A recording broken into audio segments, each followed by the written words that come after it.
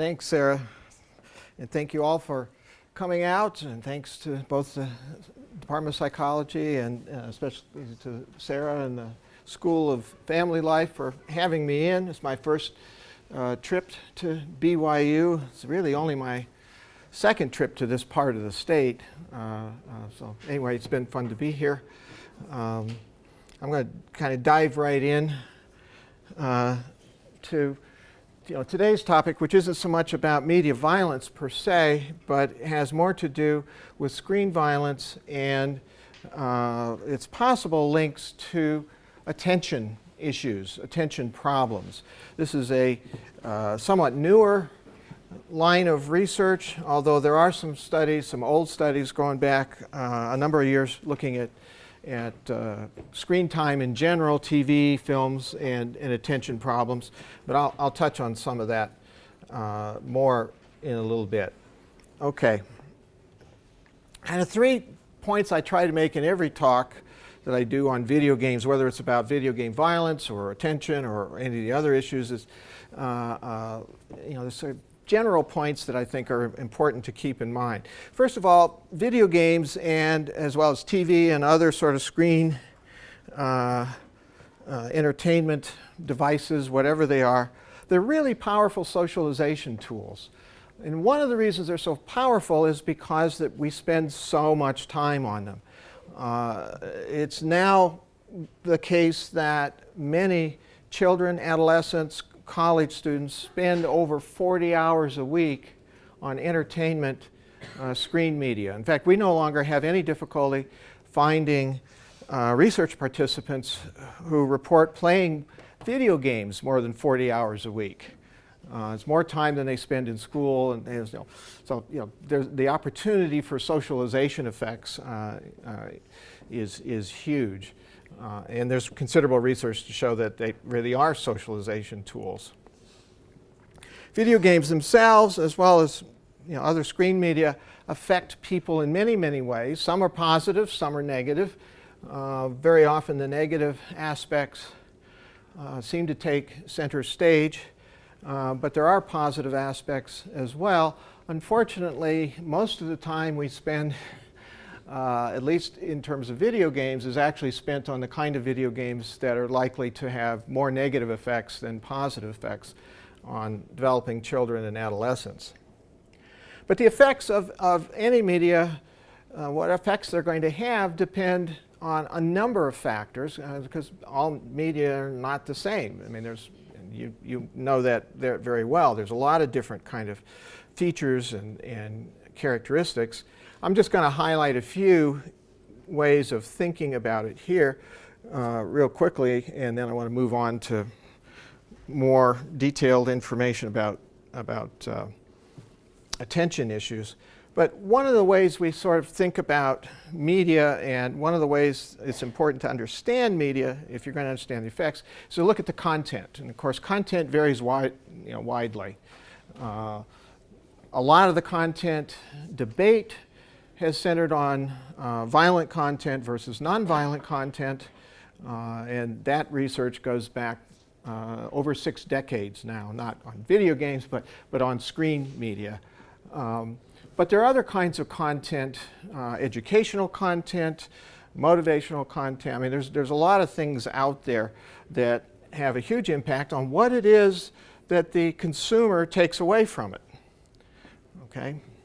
And we often are, at least in recent years, becoming interested, somewhat more interested in the structure of games. And one sort of simple distinction is between very fast-paced, reactive type of games where you have to, have your thumbs, or depending on what, your keyboard, going very, very quickly, where you're basically reacting to any change in the screen. And this is exemplified, for example, by a lot of the shooter games, where almost anything that pops up on the screen is an enemy, and if you want to score well, you've got to shoot quickly. But of course, a lot of games are really very slow-paced, and they do, in fact, require you to think, to strategize, and there's a whole range in between. Well, there's reason to believe that just that difference in terms of pace and structure is likely to have some impact on attention skills of various kinds. And when I talk about attention, and we'll dive into that shortly, I mean, there's lots of different kinds of attention. So, the simple question, gee, are video games good for attention? It's a nonsensical question. It's much too simple. It depends on what kind of attention you're talking about, what kind of games you're talking about, and so on. I'm just going to touch this one lightly. The context of gameplay probably has an important effect. And I say probably because there isn't a whole lot of research on context. But you can play games by yourself. You can play them with other people. You can play them sort of with other people, but you're still by yourself. So you can find a lot of gamers sitting in the same room, but absolutely having no interaction with each other. But other games, you're actually in communication with team members. And those team members may be friends, or they may be complete strangers. They may be in a different country.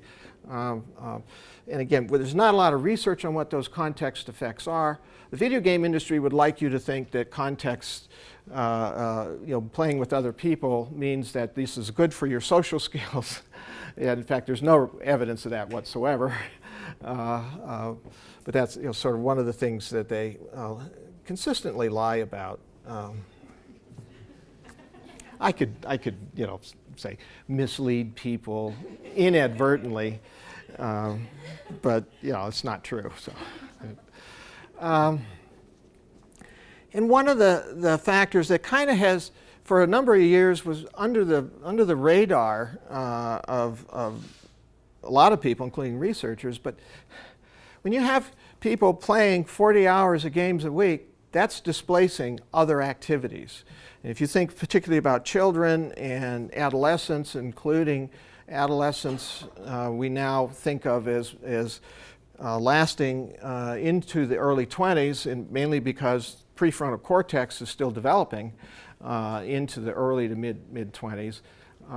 When the brain is changing so rapidly, there's certain things that kids need to be doing in order to have these brain structures develop in a way that is optimal. And they're, we know that gaming and other forms of, like binge watching TV and other sorts of things displace sleep time.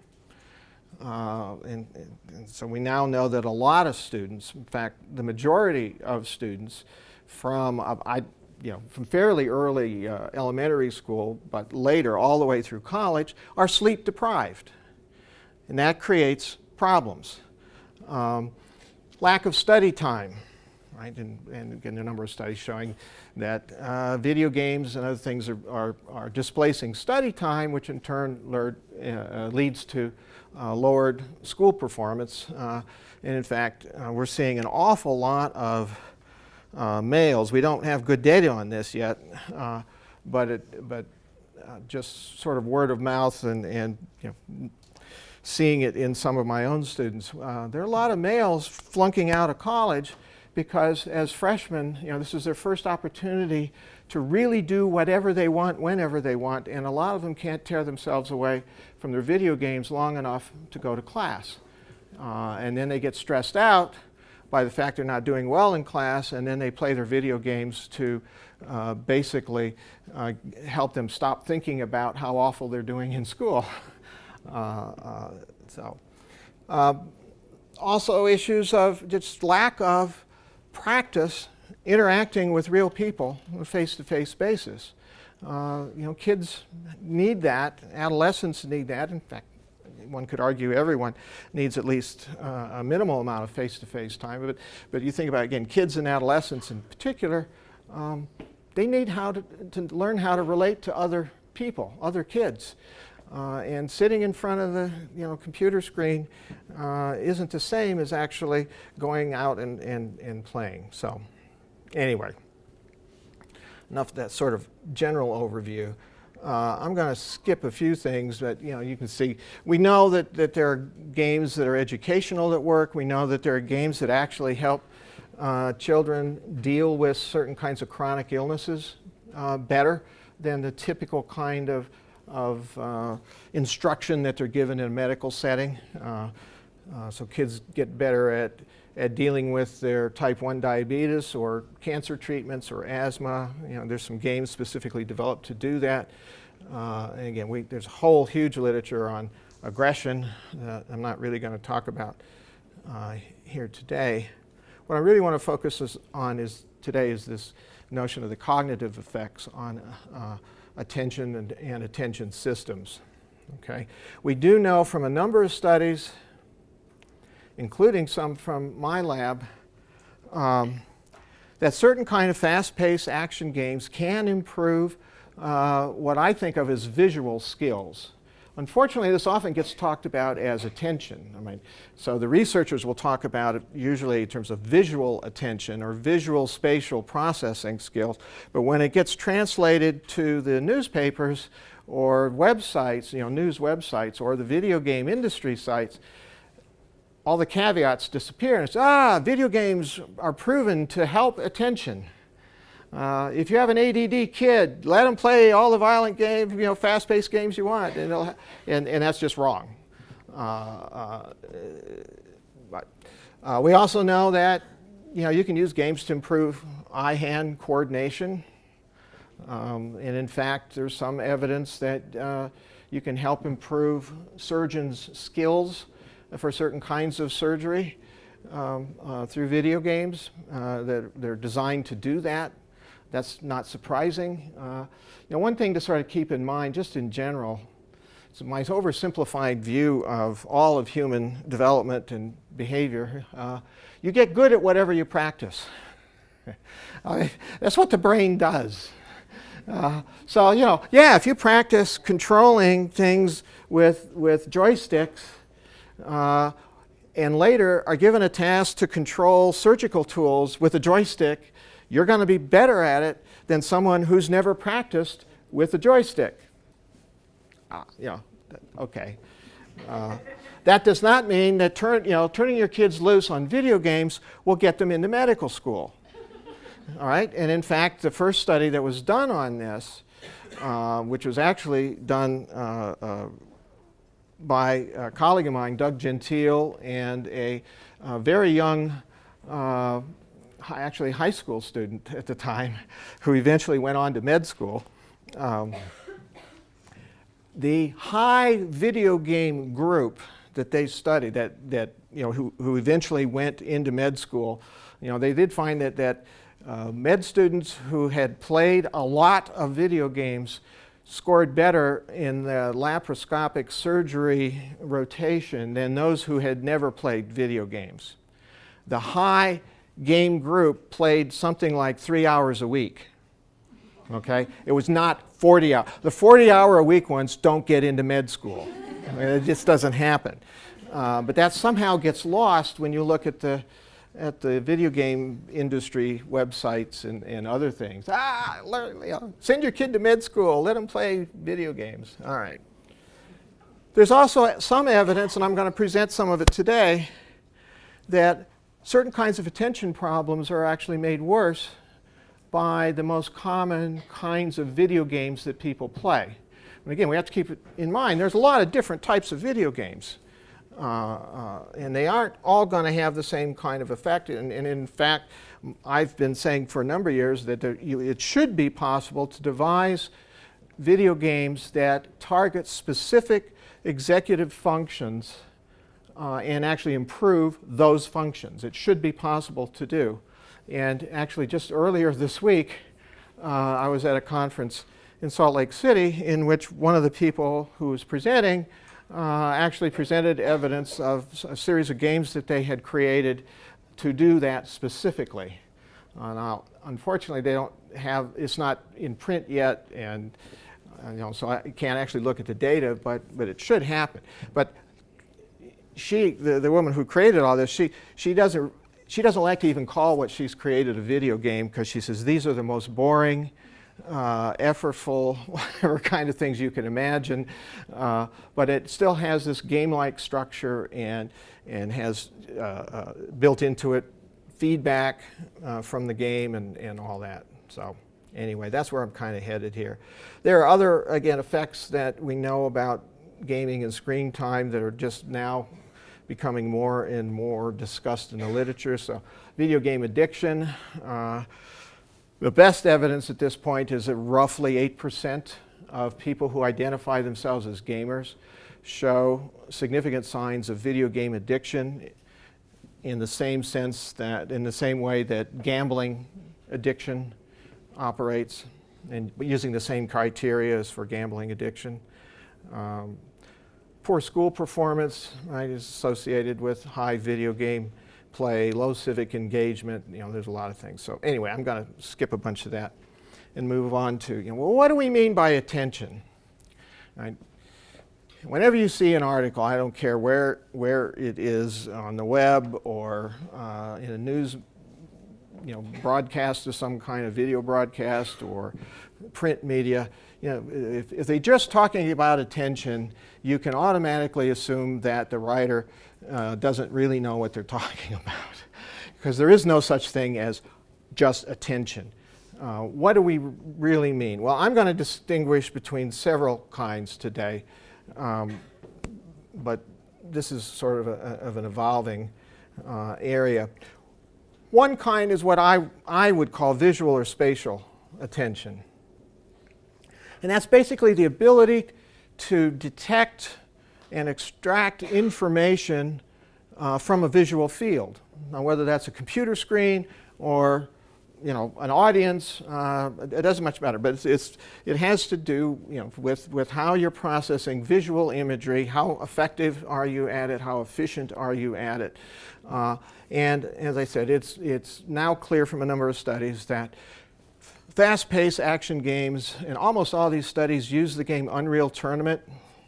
How many of you are familiar with Unreal Tournament? Played Unreal Tournament? Anybody? Okay, it's kind of an out-of-date game, but it's been used so often that it's still used. Actually, I don't know what the current version is. A lot of these studies were originally done with the 2004 version. It's a fast-paced shooter game where you sort of go around through this environment and you shoot all the bad guys. And we know that can improve what's called useful field of view. I'm going to show you what a useful field of view task looks like. Okay, and there's some other visual spatial tasks that one can use, but this is one of the most common ones. So what happens in this, you're sitting in front of a computer screen, and a fixation point comes on in the center of the screen.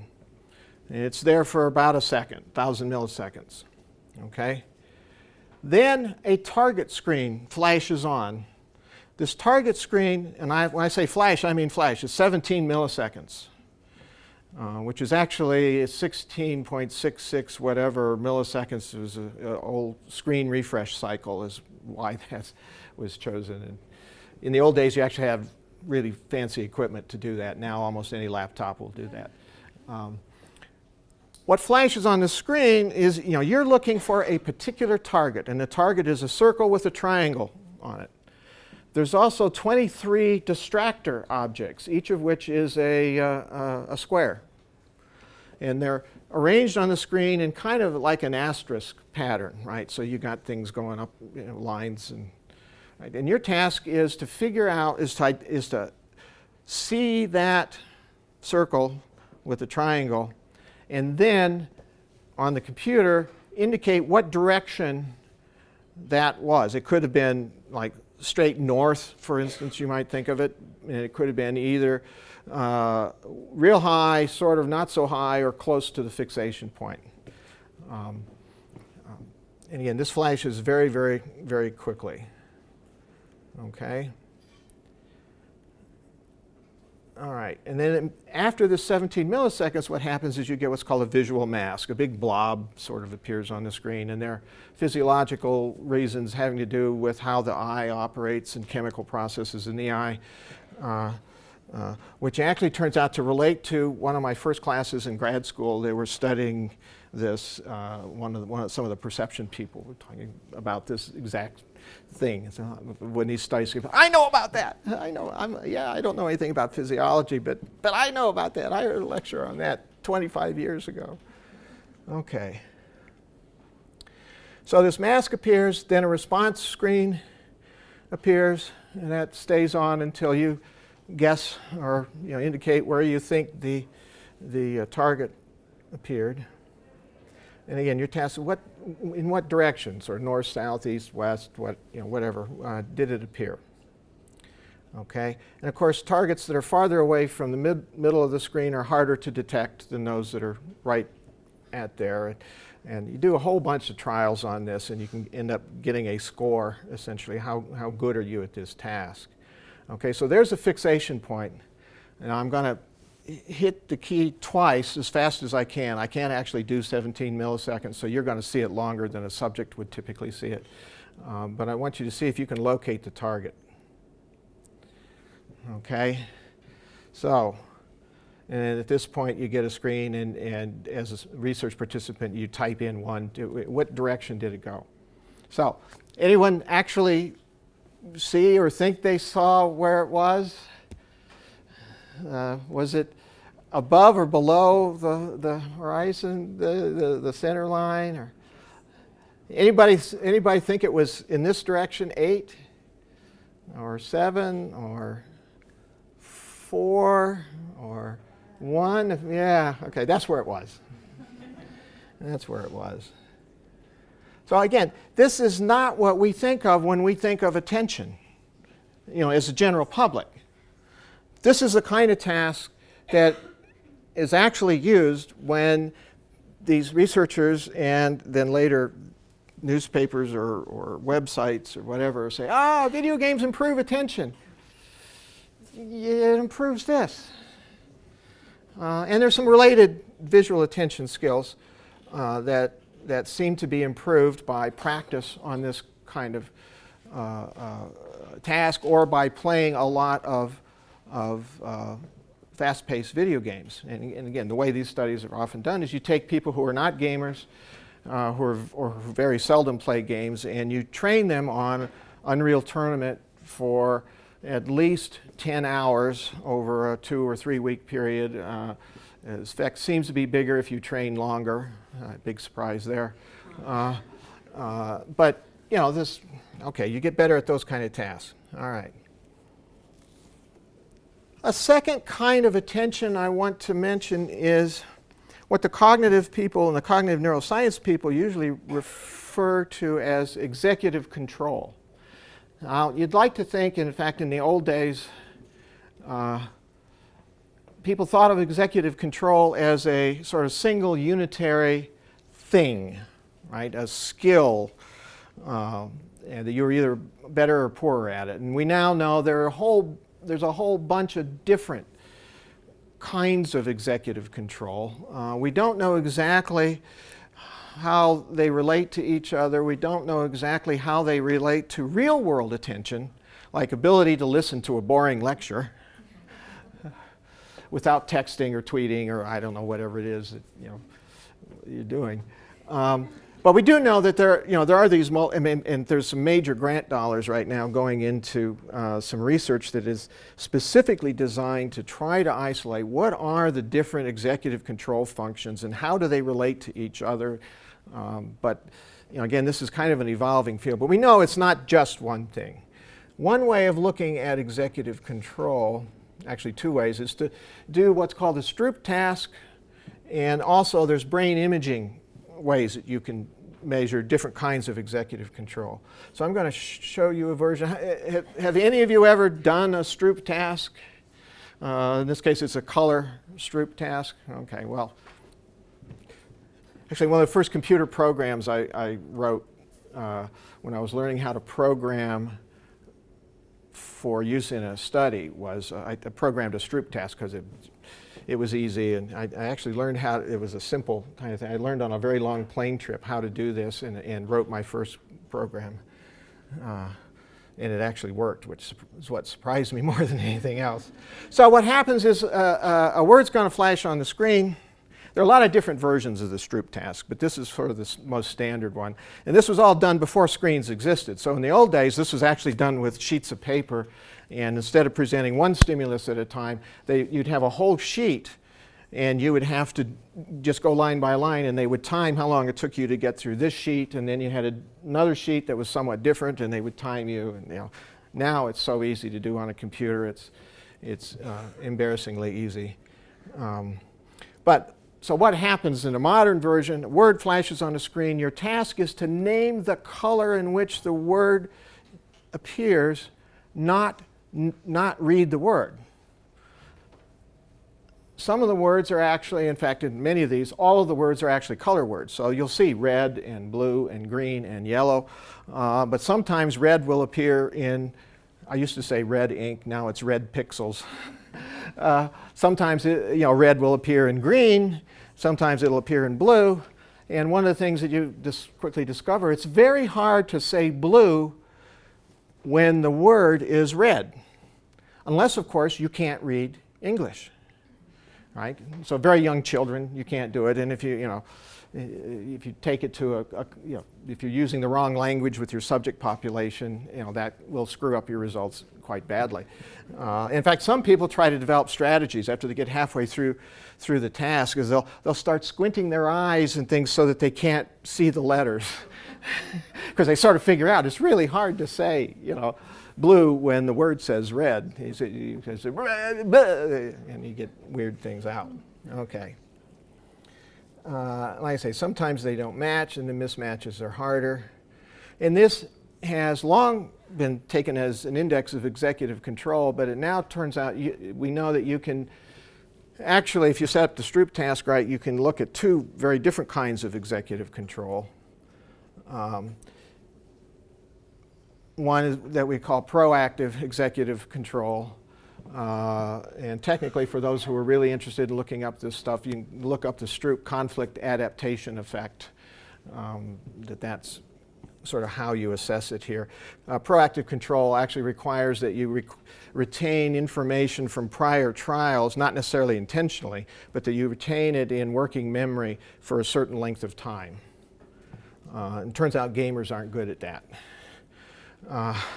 Reactive control is actually the old, what we used to just call executive control. It has to do with interference effects. Okay, so I want to take a quick look. So if this is what popped up on the screen, you would say, red. And there'd be some microphone in the room that would record how long it took you to begin pronouncing that word. Okay? All right, so let's see. I'm going to hit a button here, and different things are going to come up, and I want you to name the color as quickly as you can. There's only a few trials.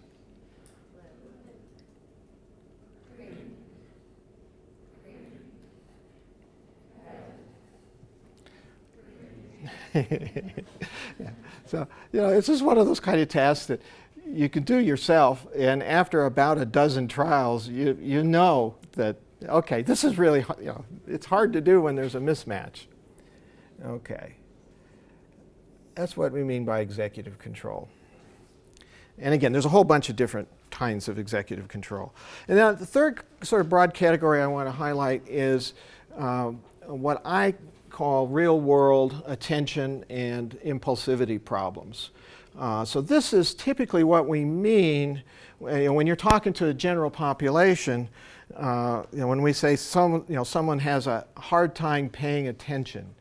And what it really, one way of looking at it, or one way I think of it, is it's the ability to focus on perceptually boring stimuli, whether that be a speaker, whether that be reading text, listening to someone else, trying to carry on a conversation or debate. Just all kinds of things. And by perceptually boring stimuli, what I mean is stimuli that do not cause an automatic orienting response. So if you hear a loud noise, you cannot help but orient towards that noise. Right? It's built into the perceptual system. If you see a flash of light, you're going to orient towards it. Quick changes in visual scenes in the early days in, say, TV shows and movies, now with video games, they force you, because it's hardwired into your perceptual system, they force you to focus on whatever is changing. Okay? Those are not perceptually boring stimuli, right? Those are perceptually, heightened. And of course, that's what video games, the fast-paced ones, do. And that's what keeps children watching fast-paced, whether it be TV shows or playing video games, is they really can't tear themselves away. So when you hear someone say, oh yeah, my kid has ADD or has been diagnosed ADHD, but I don't quite believe it because he can sit in front of a video game for hours and pay attention to it. It's a different kind of attention. He's paying attention because the screen's flashing. Scenes are changing so fast. That's not the same thing as, say, a teacher, an elementary school teacher means by ability to pay attention. And that's what I'm sort of thinking of in terms of real world attention or impulsivity problems, an inability to focus on perceptually boring stimuli or inability to suppress impulsive behaviors. Turns out these don't correlate well. No one really knows why. I keep asking my cognitive colleagues, and they kind of shrug and say, we don't know. We'll find out someday. I said, well, that helps me a lot. I mean, I like to steal from my cognitive colleagues. I've done that my entire career. Stolen ideas, theoretical ideas, paradigms, how to measure this and whatnot. But I really sort of hit a dead end on this one because they don't know what they're doing either. They are making progress. Okay, so what do we know about screen media and attention? Well, there's some studies on executive control. I'm going to sort of list all these and then we'll go back to some of these.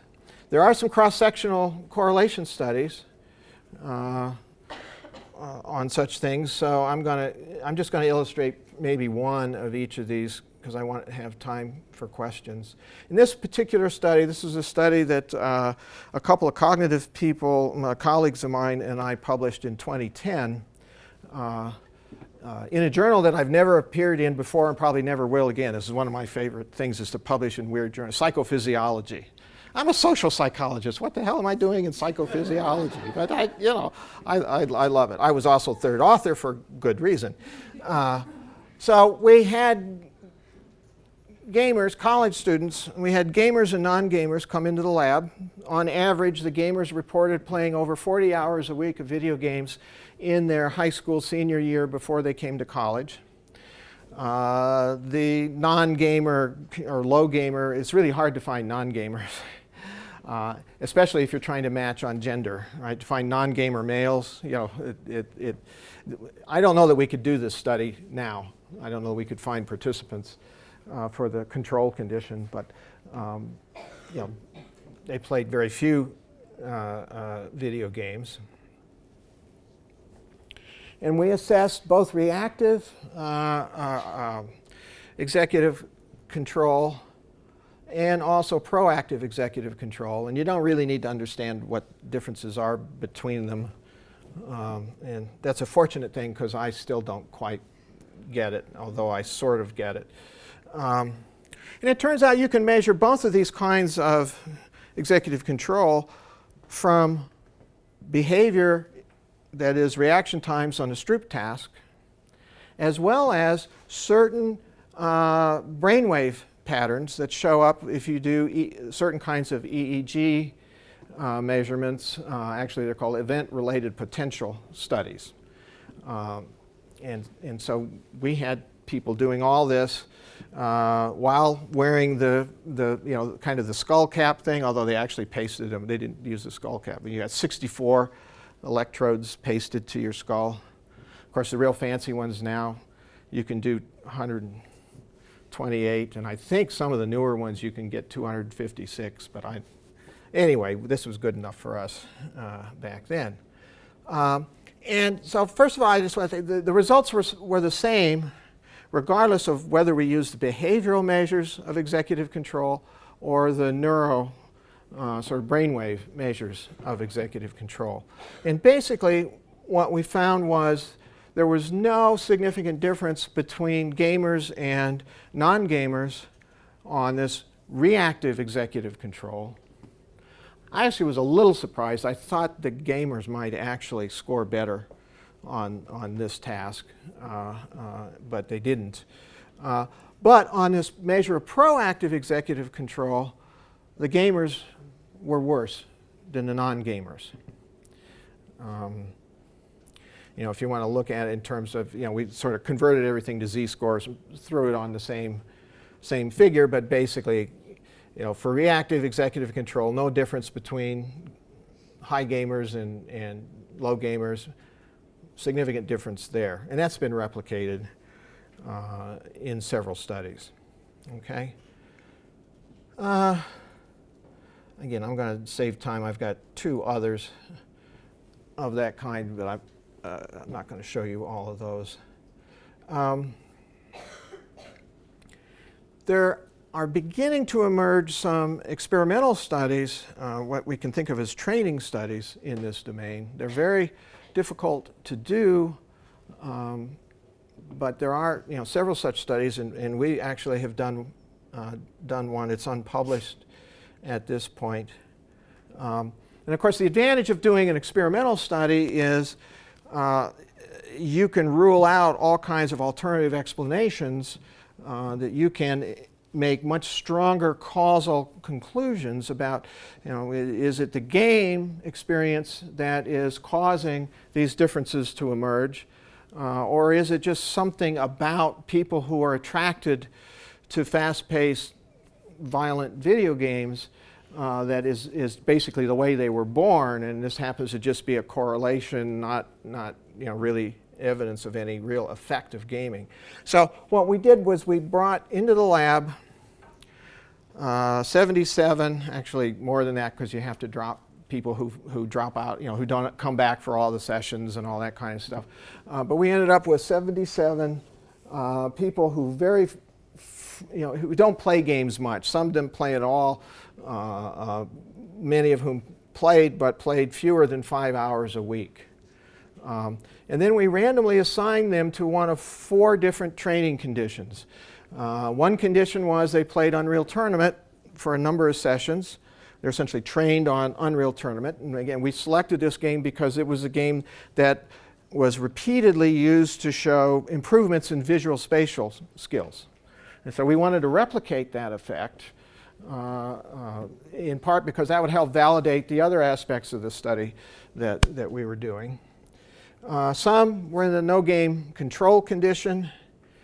Some played The Sims. How many of you have ever played The Sims? You know The Sims, one version or another? Okay, yeah. My daughter loved The Sims when she was young.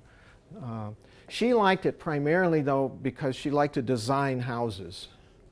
And so, if you earn enough money for your Sims and you can build a house, well, then she found a cheat code online that gave you unlimited money. And so she didn't actually have to do any of the other game aspects. She could just type in the cheat code, it'd give her a couple $1 million, and then she'd design a new house. And not coincidentally, every single house she designed had an indoor swimming pool. Say, hey, Dad, look at this. Isn't this a neat house? Yeah, that's a beautiful house. Look, it has an indoor swimming pool. You're not getting one.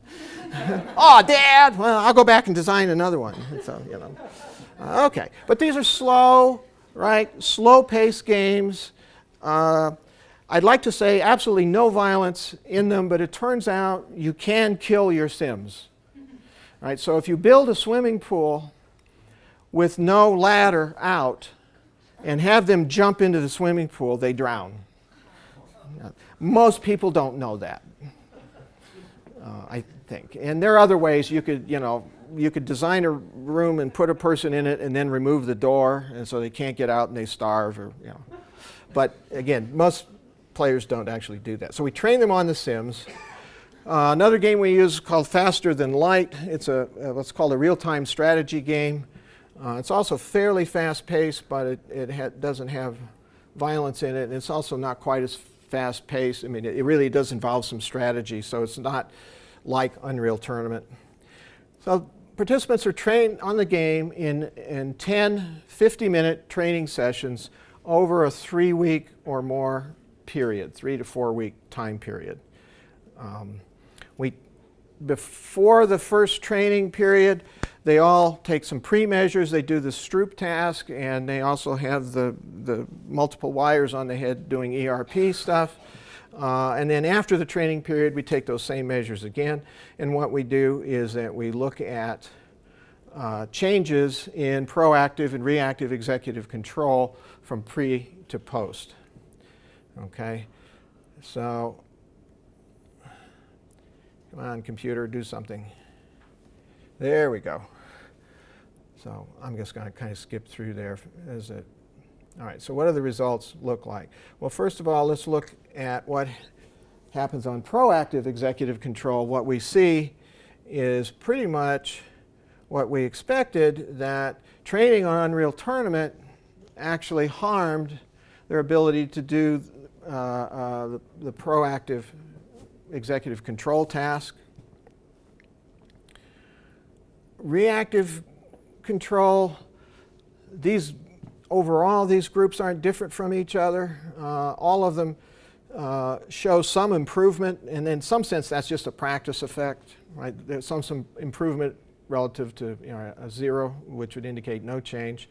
There's a hint, unexpected, and I don't know that I believe it, at least not till it's replicated, but that there's a hint that the no-game people improved more because of the having done the task, having done the Stroop task before than did the others, but I wouldn't make a big deal out of that. More important, there's really no difference between Unreal Tournament, Sims, and Faster Than Light on this measure of reactive control. And on the visual spatial tasks, again, as expected, those who played the really fast-paced game got better than everyone else did. So we replicated this. Yeah, you can improve certain kinds of attention, but the same game in the same subject population, the same training procedure, at the same time harmed their ability to do proactive executive control tasks. Okay? There's actually one other training study that I know was done by some people at Indiana University Medical Center who've been doing a lot of interesting work both with fMRI and also other kind of technologies. They're often working with conduct disordered children, but they also very often have other kinds. So anyway, so in terms of the executive control measures, at this point in time, there are no longitudinal studies. So I could click on that all day long, but nothing comes up. So let's think about real-world attention, impulsivity kinds of things. And there are some cross-sectional studies. In fact, there's a fair number of such studies dating back a number of years suggesting that high amounts of screen time are associated with poorer real-world attention in children and adolescents. And in fact, some of these older studies was why the American Academy of Pediatrics a number of years ago came out with a paper that essentially said to parents that children under the age of 2 should have no screen time whatsoever.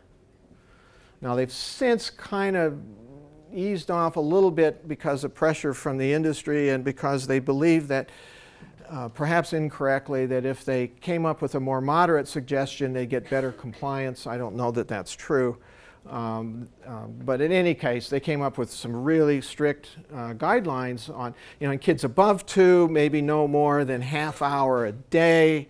And again, those have changed somewhat recently. They're now saying, okay, kids over 2, if you're Skyping with grandparents or other family members or a few things like that, that's probably okay. It's again, as long as you keep the time down.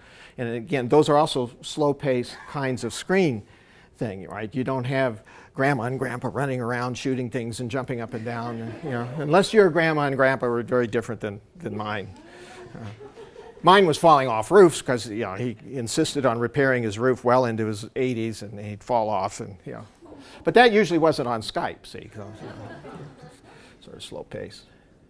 Again, there's some cross-sectional and some longitudinal studies. And we're thinking about, again, real-world attention, ADD, ADHD, school problems, and so on. So here's a study that a student of mine and I did a number of years ago with college students. And we had a self-report measure basically of their video game habits, including their violent video game habits. And then we had some behavioral performance measures, including proactive control, visual attention, the kind that we think gaming helps. And what we found was that these subjects who were high, frequent, violent gamers did have more attention problems than those who didn't play games so much. They showed poorer proactive executive control. And they also showed better useful field of view, and pretty much as one would expect. I'm going to go through real quickly because I want to show you one longitudinal study. Longitudinal studies are, if done correctly, are basically allow you to draw stronger causal conclusions than a simple cross-sectional correlational study. So this was a study done in the US with a little over 1,300 elementary school children in which their total screen media consumption was assessed at time 1, then roughly 13 months later their attention problems were assessed. We also assessed attention problems right at time 1. And so what we can do is look at, is the effect of amount of screen media on attention problems 13 months later still significant even after you control for what kind of attention problems they had at time 1? And the answer is yes. Was a significant effect, longitudinal effect. So anyway, that's sort of where we are on that. I'm going to show you one more slide because it in an interesting way kind of ties media time, violent media time, and attention problems to different kinds of aggression. And so in fact, I'm just going to go directly to the figure here. This was done with college student subjects. So we have measures of total media exposure, violent media exposure. We also then have measures of attention problems. These are self-reported attention problems on standard scales, measures of how often they think aggressive thoughts or how accessible aggressive thoughts generally are as a trait measure, and also a trait measure of anger and hostility. And then we also have measures of two kinds of aggression, impulsive and premeditated aggression.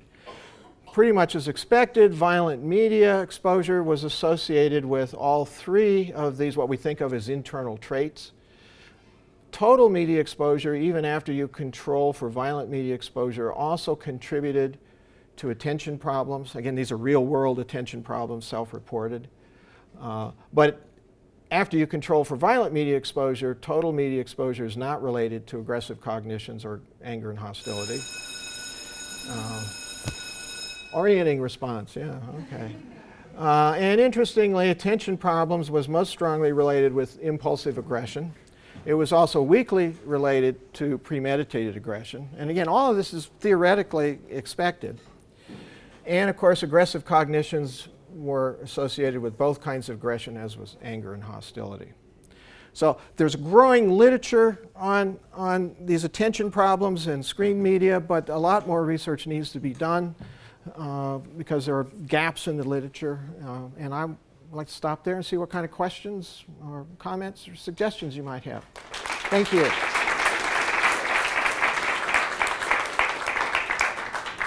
we've got about 8 or 9 minutes for questions. Yeah. So, and I talked to you a little bit before, so during your Supreme Court as being a witness, what was your experience like in that specific court case, and what was your own personal stance on video gaming being purchased by minors? Okay, so the Supreme Court case he's referring to was California. It was a court case based on a California law that was an attempt to restrict access of minors to certain types of violent video games. Okay, I actually didn't testify in that case. I was asked by attorneys for the state of California, and ironically, Arnold Schwarzenegger was the governor at the time and had passed that law. I mean, had signed that law, which is, you know, or the what do they call it? The governator, right? Is what they called him for a while. I was asked to, again, by the attorneys for the state of California to help with their amicus brief, and what I told them is that I don't write amicus briefs. I'm not a lawyer. I don't know anything about that, and that's not my role. But I said what I will do is I will work with other media violence experts to create a statement that can be appended to your amicus brief. Right? So in popular press and certain key individuals who will not be named today claim that we actually wrote an amicus brief, and that's a lie. It's just not. We didn't. We wrote a statement that was consistent with statements written by the American Psychological Association and the American Psychiatric Association. And hi, Diane. Oh, look, a kitty. You know, I'm sorry. It's my own attention issues coming to fore. And they appended that statement to the amicus brief. Now, the video game industry actually got a number of, I'll use the word scholars in quotes, to write their brief and basically lied about what the research actually shows. And to a great extent, I should say, a lot of the people who signed their brief have never published a media violence study, don't know anything about it, but they're very concerned about First Amendment rights. And so a lot of their beliefs about whether or not media violence might be harmful to children are actually based on their fear of censorship. And at least that's the most positive spin I can put on some of the big names, and there's also a lot of totally unknown names on that. In fact, we published a paper comparing the expertise of those who signed on to the industry's report versus those who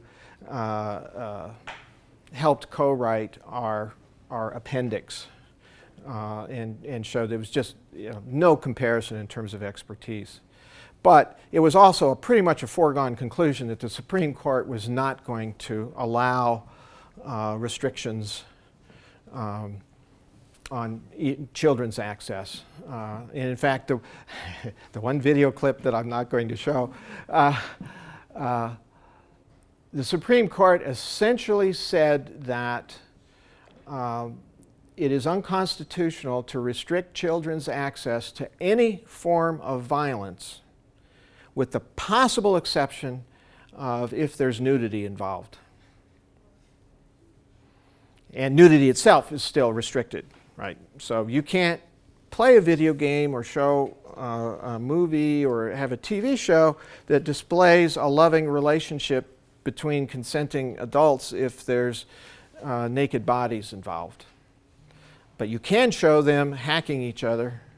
You can show them cutting their heads off, shooting them, disemboweling them. You can do all of that, and it's legal to sell those or for libraries to give them out to children of any age. Only in the U.S. Well, I say I wasn't surprised. I was a little surprised at there's sort of two opinions. There was actually a strong dissenting opinion in that case. The majority opinion, and what I've learned over the years dealing with court cases, is that the last thing that any judge ever wants to happen in terms of their career is to have one of their decisions overturned by another court. So when they decide an issue, they try to cover all their bases by coming up with multiple reasons for their decision. So and it isn't just a Supreme Court case, there's some earlier cases as well. The only possible reason for allowing restrictions involves, in fact, there's some catchphrases that I've sort of forgotten at this point, but if you can show immediate harm is being done as a result of that expression of free speech. And so that's the one crack that states and other entities, some counties, some cities have tried to do. So the Supreme Court and actually the Federal District Court in the district that Illinois is in did previously, and several others, they not only ruled that it's unconstitutional to restrict children's access, it violates children's rights, First Amendment rights, but they then went on to essentially copy, almost word for word, in almost great detail, the false statements made by the video game industry scholars. There was a minority opinion written that showed that those justices who signed on to that, or at least the one who was the primary author of that, actually read what we had written. The majority decision, it was pretty clear that they hadn't even read what we wrote. But now that is the state of the law in the U.S. So it was a disappointing but not unexpected outcome. I think we have time for maybe one more question. Okay, I got one back here. So this is kind of changing topics, but you had mentioned gaps in the literature. And where would you like, or where would you suggest, like up-and-coming researchers to go with this sort of information? That's a good question. Where should we be going with research? And actually, there's a lot of directions, and people who are starting careers or thinking about careers. I mean, I've like many people, have perhaps become maybe over-enthused about some of the great technology advances that have happened, but in brain imaging kinds of things, there's a lot of stuff is possible now that was not at all possible a decade ago, or was possible but only if you had $10 million, and a lot of the stuff you can do relatively inexpensively now. And so there are people who are starting to look at not just what parts of the brain are active or inactive while one is playing, say, a violent game or a non-violent game or doing other things, but they can also look at not just what's active, but they can get a good idea of which parts of the brain are influencing other parts of the brain. And it involves some incredibly difficult statistical analyses of fMRI data, and again, there's other kinds of brain imaging stuff that I know nothing about. We actually have published one study with fMRI type data, and again, I was last author on that study. But it was my money that actually paid for it. It was some of my grant money that paid for it, so that's why I got to be a co-author. But showing that different parts of the brain are lighting up during violent segments versus non-violent segments of the same video game. We chunked them into 45-second intervals. And not only are there differences between when you're doing this kind of game versus this kind of game, but experienced gamers, what parts of the brain were lighting up for them during the violent aspect was not the same as what was lighting up for all of these were experienced gamers, but some didn't play violent games. And so there's a lot of room there for doing new research that would more specifically tell us, okay, what's happening in the short term, and then maybe we can also draw some conclusions about, well, what happens longer term? Like, so if the big concern is children are now consuming, very young children are now consuming a lot of fast-paced, which I think it's really pace more than anything else that contributes to the attention problems. Although there are evolutionary reasons for thinking that violence has a special place in our makeup, and so there actually may be, it may not just be pace. The violence may actually do something else. But kids, you know, I actually get occasionally letters usually from mothers whose spouse, whose husband is teaching their 3-year-old how to play Grand Theft Auto. And I know of some divorce cases that actually came about. There was actually even a case in Canada that I learned about this way, where it later became a custody battle, and part of the custody agreement was that whenever the father had the child, they were not allowed to play video games at all. That the court said, you know, this is going to be a condition. If you violate that condition, full custody goes to the mother. So, you know, there are, but anyway, we don't really know what the long-term effects are of these things. We just have hints, and the hints are that it's not good, that we maybe have already created a generation of people whose brains may be permanently damaged in terms of impulse and executive control without knowing it. So, and anyway, so I mean, I think there are a lot of ways one could go. The biological route is very exciting. There are a lot of countries, you know, there's a lot of cross-cultural research being done now. South Korea happens to be a country that's interested in a lot. It has been a long time. With, you know, video game addiction is now a big thing, and you know, we're seeing, you know, estimates. Like I say, the best estimates to my thinking is about 8%, but it depends on how you measure it and what population you're giving it to. But you know, you think 8% are essentially suffering from a form of gambling addiction. You know, they're stealing money, they're losing their job, or they're flunking out of school. I mean, these are the criteria for an addiction. It isn't how many hours you play, but to what extent is it harming other aspects of your life. And 8%, I mean, that's huge. And that's combined males and females. So if you actually just look at males, it's going to be closer to 13% probably. So anyway, Well, we thank want you. to thank Craig Anderson for coming. He can join us. Thank you. Appreciate it.